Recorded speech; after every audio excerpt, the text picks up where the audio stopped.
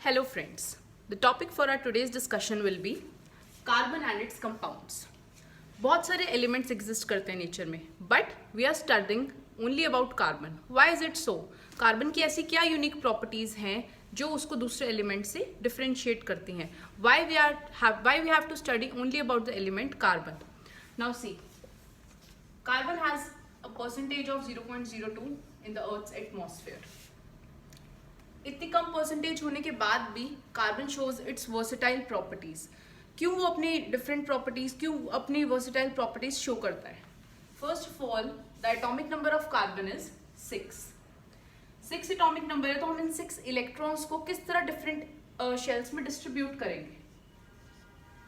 Will distribute these 6 electrons in K and L shell. K shell में maximum 2 electrons accommodate हो पाएंगे according to Bohr rule, according to the 2n² rule, जो हम already class 9th में study कर चुके हैं. So the 6 electrons will be distributed as per the Bohr rule, that is 2 electrons in the K shell and the remaining 4 electrons in the L shell. अब किसी भी electron को stable होने के लिए या तो उसका ऑक्टेट कंप्लीट होना चाहिए या उसका ड्यूप्लेट कंप्लीट होना चाहिए. What I mean by octet और ड्यूप्लेट, या तो उस एलिमेंट के आउटरमोस्ट शेल में मैक्सिमम 2 इलेक्ट्रॉन्स होने चाहिए, तो वो उसका ड्यूप्लेट कंप्लीट हो जाएगा and it will achieve noble gas configuration और वो स्टेबलाइज हो जाएगा. सिमिलरली किसी भी एलिमेंट को अगर उसका ऑक्टेट कंप्लीट कराना है, ऑक्ट मीन्स 8, तो उसके आउटरमोस्ट शेल में 8 इलेक्ट्रॉन्स होने चाहिए. अब अगर उसके आउटरमोस्ट शेल में 8 इलेक्ट्रॉन्स होंगे तो उस पर्टिकुलर एलिमेंट का ऑक्टेट कंप्लीट हो जाएगा, वो अपनी nearest noble gas configuration attain कर लेगा. नाउ कार्बन के केस में हम देखते हैं, इसके पास 4 इलेक्ट्रॉन्स ऑलरेडी हैं. अब अगर इस एलिमेंट को स्टेबलाइज होना है, अगर इस एलिमेंट को अपना ऑक्टेट या ड्यूप्लेट कंप्लीट करना है, या तो ये 4 इलेक्ट्रॉन्स लूज कर दे और इसका ड्यूप्लेट कंप्लीट हो जाएगा, या ये 4 इलेक्ट्रॉन्स गेन कर ले तो इसका ऑक्टेट कंप्लीट हो जाएगा. बट कार्बन के केस में ये दोनों ही केसेस पॉसिबल नहीं हो पाते. क्यों ये दोनों केसेस पॉसिबल नहीं हो पाते? बिकॉज 4 इलेक्ट्रॉन्स को लूज करने के लिए या 4 इलेक्ट्रॉन्स को गेन करने के लिए एक लार्ज अमाउंट ऑफ एनर्जी की रिक्वायरमेंट होती है, that scientifically we can not provide. So what, instead of completely losing the electrons और completely gaining the electrons, carbon क्या करता है? कार्बन इलेक्ट्रॉन्स को शेयर करता है. कैसे शेयर करता है? सी, अब एलिमेंट को स्टेबलाइज होना है तो उसको अपने आउटरमोस्ट शेल में एटलीस्ट 8 इलेक्ट्रॉन्स चाहिए. If you talk about carbon, तो अगर कार्बन अपने इलेक्ट्रॉन्स कंप्लीटली लूज या गेन ना करके शेयर करे, शेयरिंग ऑफ इलेक्ट्रॉन्स मतलब वो कोवेलेंट बॉन्ड्स बना ले. क्या होते हैं covalent bonds? The bonds that are formed by sharing of electrons, जो कार्बन करता है.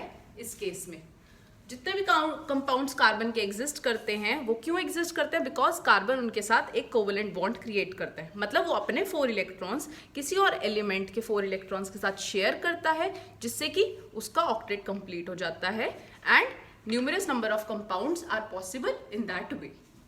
सी how it forms covalent bonds. Let for example हम CH4 का एग्जाम्पल लेते हैं. इसका नेम क्या है ये हम अपनी नेक्स्ट वीडियो में डिस्कस करेंगे.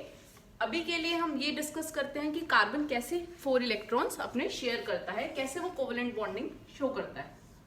सी, इलेक्ट्रॉन डॉट स्ट्रक्चर्स हम कैसे ड्रॉ करते हैं? कोई भी एलिमेंट का इलेक्ट्रॉन डॉट स्ट्रक्चर बनाने के लिए हमें उसके आउटरमोस्ट शेल में इलेक्ट्रॉन्स देखने हैं.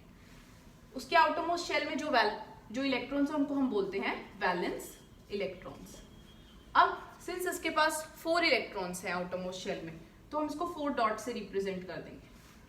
ठीक है. Now coming on to hydrogen, there are 4 hydrogen atoms. हम इन 4 हाइड्रोजन एटम्स को कार्बन के आसपास प्लेस करेंगे. हाइड्रोजन का एटॉमिक नंबर होता है 1, मींस हाइड्रोजन के पास कितने इलेक्ट्रॉन है? 1 इलेक्ट्रॉन है आउटरमोस्ट शेल में, तो हम इस 1 इलेक्ट्रॉन को यहां पर शो कर देंगे. इलेक्ट्रॉन डॉट स्ट्रक्चर बनाने के लिए या तो हम इलेक्ट्रॉन्स को डॉट से रिप्रेजेंट करते हैं या हम उसको क्रॉस से रिप्रेजेंट करते हैं. अगर तो डिफरेंट एलिमेंट्स हैं हम डॉट और क्रॉस दोनों यूज कर सकते हैं, सो दैट डिफरेंशिएट करना इजी हो जाए. नाउ कार्बन के 4 इलेक्ट्रॉन्स, कैसे ये एलिमेंट कार्बन अपना ऑक्टेट कंप्लीट करेगा? एक एक इलेक्ट्रॉन अगर ये इस हाइड्रोजन से शेयर कर ले तो इसका ऑक्टेट कंप्लीट हो जाएगा.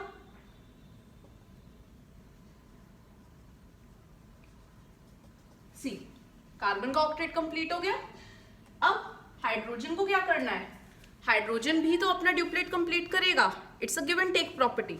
अगर हाइड्रोजन अपने इलेक्ट्रॉन्स कार्बन को शेयर करा रहा है, तो in the similar way carbon भी अपने इलेक्ट्रॉन हाइड्रोजन को शेयर कराएगा, so that it can also complete its duplet.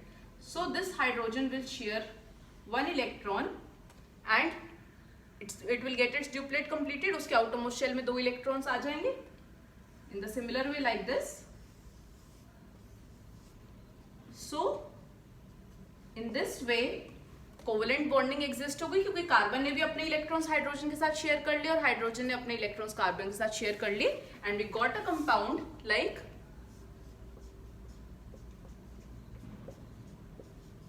Carbon हर एक हाइड्रोजन के साथ एक सिंगल बॉन्ड बना रहा है, बिकॉज इसने अपना एक एक इलेक्ट्रॉन शेयर करा है। हाइड्रोजन ने अपना एक इलेक्ट्रॉन कार्बन के साथ शेयर करा, कार्बन ने अपना एक इलेक्ट्रॉन सिमिलरली दूसरे हाइड्रोजन के साथ शेयर करा। In this way, covalent bonding is formed. This is how covalent bonding is formed with this compound and n number of compounds that are possible of carbon. अब हम देखते हैं कि carbon की क्या यूनिक प्रॉपर्टीज हैं जो उसको डिफरेंट एलिमेंट्स से अलग करती हैं। The very first property जो कार्बन को दूसरे एलिमेंट से डिफरेंशिएट करती है is catenation. Now, what is catenation? Catenation का क्या मतलब होता है? Catenation means self-linking property. Self-linking property, अपने आप को, self means अपने आप को लिंक करने की प्रॉपर्टी। अब अपने आप को लिंक करने की प्रॉपर्टी, या तो कार्बन अपने आप को अपने आप से ही लिंक कर सकता है या फिर किसी अदर हेटेरोएटम के साथ लिंक कर सकता है। फॉर एग्जाम्पल, कार्बन कार्बन के साथ लिंक करके सीसी सिंगल बॉन्ड में एग्जिस्ट कर सकता है, कार्बन कार्बन के साथ लिंक करके सीसी डबल बॉन्ड में एग्जिस्ट कर सकता है, एंड कार्बन कार्बन के साथ लिंक करके सीसी ट्रिपल बॉन्ड में भी एग्जिस्ट कर सकता है। So this is called self linking property, अपने आप को एलिमेंट से लिंक कराने की प्रॉपर्टी। अगर हम कोई और एग्जाम्पल देखें, जैसे कार्बन डाइऑक्साइड का एग्जाम्पल देखते हैं, तो कार्बन डाइऑक्साइड के केस में क्या है, कार्बन ऑक्सीजन के साथ डबल बॉन्ड में एग्जिस्ट करता है। कार्बन इस ऑक्सीजन के साथ भी डबल बॉन्ड में एग्जिस्ट कर रहा है, इस ऑक्सीजन के साथ भी डबल बॉन्ड में एग्जिस्ट कर रहा है। सो अपने आप को वो दूसरे एलिमेंट्स के साथ लिंक करा रहा है। ठीक है, ये प्रॉपर्टी हर एलिमेंट नहीं शो कर पाता। So because of this unique catenation, या फिर जिसको हम बोलेंगे सेल्फ लिंकिंग प्रॉपर्टी, अपने आप को लिंक कराने की प्रॉपर्टी, उसको that is shown by carbon. Because of this property carbon दूसरे एलिमेंट्स से वर्सेटाइल है। इसके अलावा there are numerous other properties as well. For example, multiple bond formation,